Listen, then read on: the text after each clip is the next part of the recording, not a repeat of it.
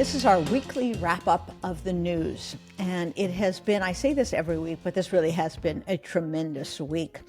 We started off with a mass freakout from the Democratic Party based upon a single New York Times poll taken a year before the election, which, as those of you who know me well, think is ridiculous, meaningless, aside from the fact that that poll had many internal inconsistencies and indications it was an outlier.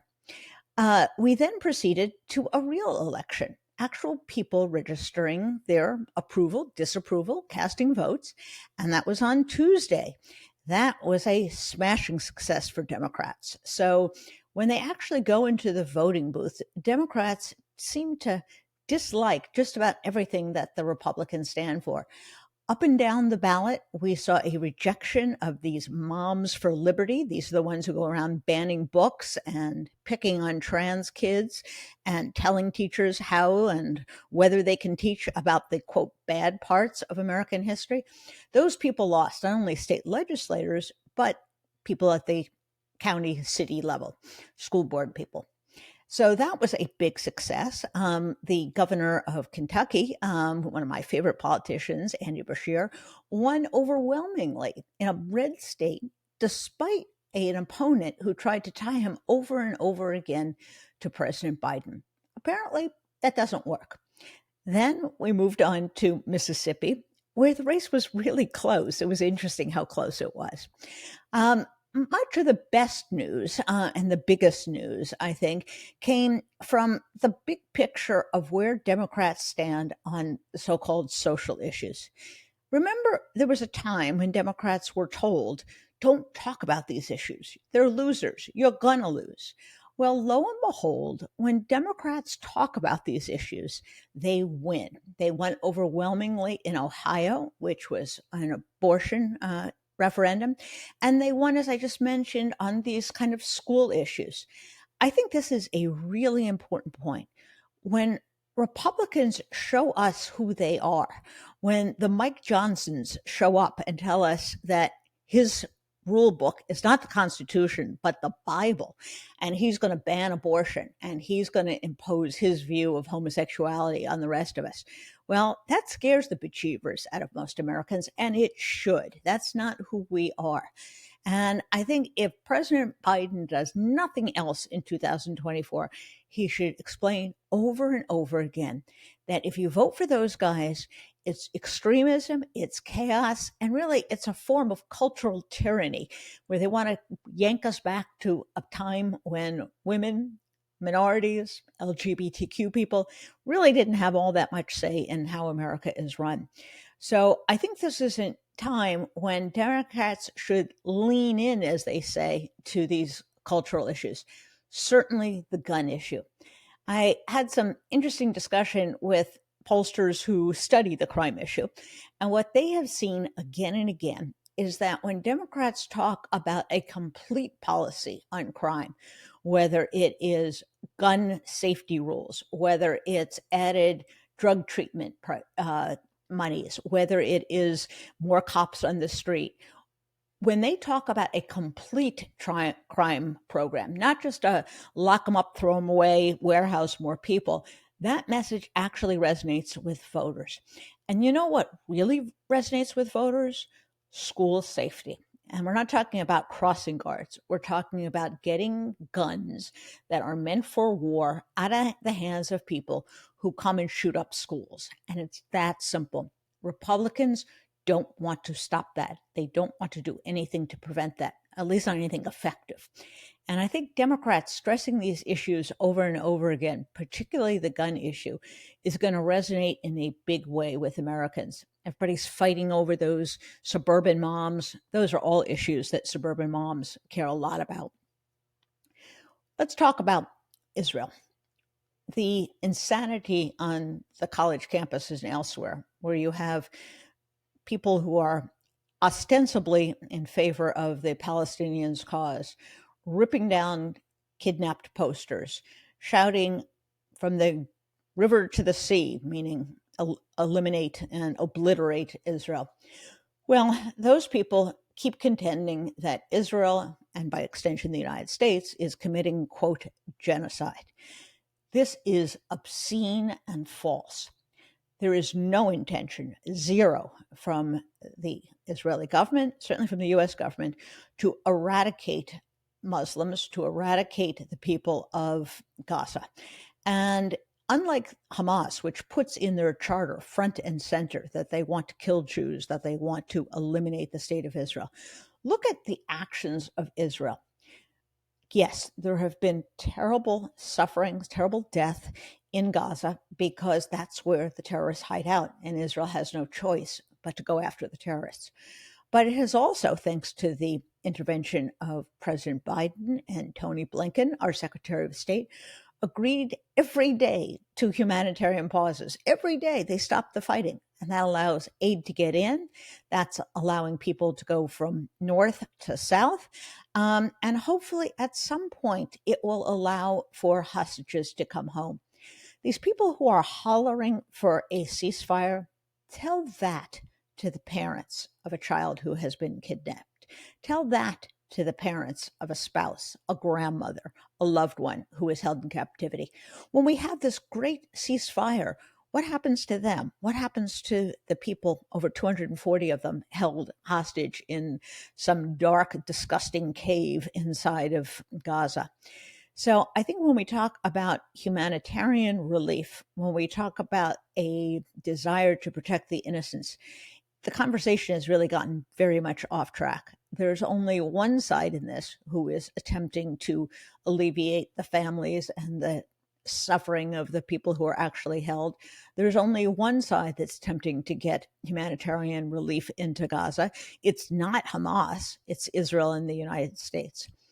That is a terrible tragedy. But one thing we know is that we have rarely had as effective a national security team as this one. President Biden has really walked an incredibly difficult line. On one hand, he has embraced Israel, he's embraced the American and Jewish population. On the other hand, he has been absolutely adamant that the Palestinians deserve to live in dignity and with their own state. He has been increasing rhetoric and pressure on coming up with a long-term solution for the Palestinians after the war. And he has, as we saw, been successful this week in pressuring Bibi Netanyahu behind closed doors, not in public, to begin these humanitarian pauses. So I think that is, if not room for optimism, at least we can perhaps see some light at the end of the tunnel. The other thing that was absolutely delicious this week was watching Trump and his family flame out at their civil trial in New York City. Trump, of course, is very likely to lose the licenses to do business at various properties because he has lied to banks over and over again. And when he is put on the stand, he has an interesting strategy for someone who is sitting in a judge trial. That is, there's no jury. He yells and insults the judge. Not smart, is it? And worse, he keeps insisting that he has innocence because no one relied on his ridiculous evaluations of his wealth and his properties. Interesting defense. First of all, legally, it's not a defense. And second of all, along comes Ivanka Trump this week. Very interesting. She gets on the stand and says, I had nothing to do with those evaluations. I know nothing. I know nothing. And then she says, but were those evaluations the basis for very favorable rates from the banks? Well, here's an email to remind you. And lo and behold, yes. So it was subtle. It wasn't a cartoon version of you did it, daddy, pointing her finger, but it was devastating. Because what the prosecution has been able to put together, remember this is a civil case, so it's still the Attorney General of New York, but it's a civil case, has been able to show is he lied grotesquely about everything, about his wealth, about his properties, about what they were used for. And as a result, he got really favorable treatment from banks. Now, it is irrelevant whether in the end the banks benefited or made profits. That's not the issue. The issue is whether he submitted, under penalty of perjury, false documents to banks, and he in essence, con them into giving him a break. And that's what that trial is about. Why does Donald Trump seem so freaked out about that trial and so full of bravado when it comes to his criminal trials? It's an interesting phenomenon. Part of it is that Donald Trump is a bit of a feral beast. Whatever is in front of him at that moment grabs his attention and provokes his anger. And at least for a few months, he's not going to face any kind of jury in a criminal case. But there's a bigger explanation, a deeper explanation, and that is Donald Trump's entire self-image is based upon a false premise that he is wildly successful, he's a genius at business, he exceeded his father's expectations. None of that is true. And in a matter of weeks, perhaps a month or so, we're going to get a decision from a trial court in New York City that says you lied about how rich you were in order to snooker banks. And as a result, we're going to take away your right to do business in New York, and we may have to liquidate some of your businesses. That is, sell them off so that they can pay for a $250 million penalty. That is almost like death for Trump. That is an evisceration of his entire self-image. He cannot stand to think that he is not only not a billionaire, but that he's not successful, that he is filled with bravado. He is that TV reality show host, no doubt about it. But when it really comes to doing business, he's been lousy at it, and he's gotten where he's gotten by lying. For Donald Trump, that's soul killing. I guess that assumes he has a soul, but you get my drift. So where are we headed with all this? I would take some comfort from the events of this week. When voters get into the ballot box and in the voting booth, they show more common sense than you would think. They don't reflect the hysteria of the mainstream press. They don't obsess over polls.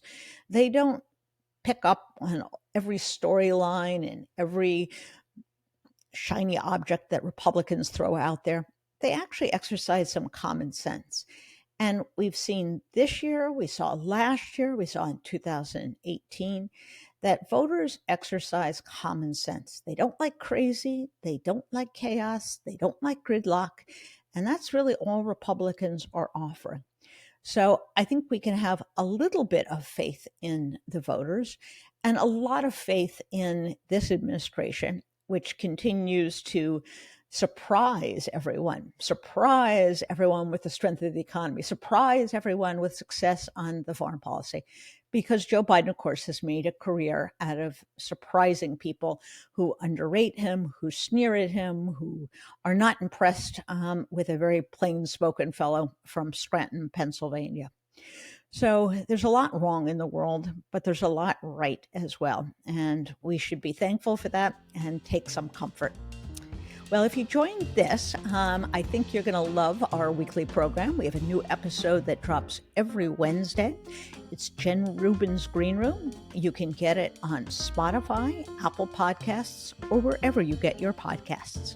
Bye-bye.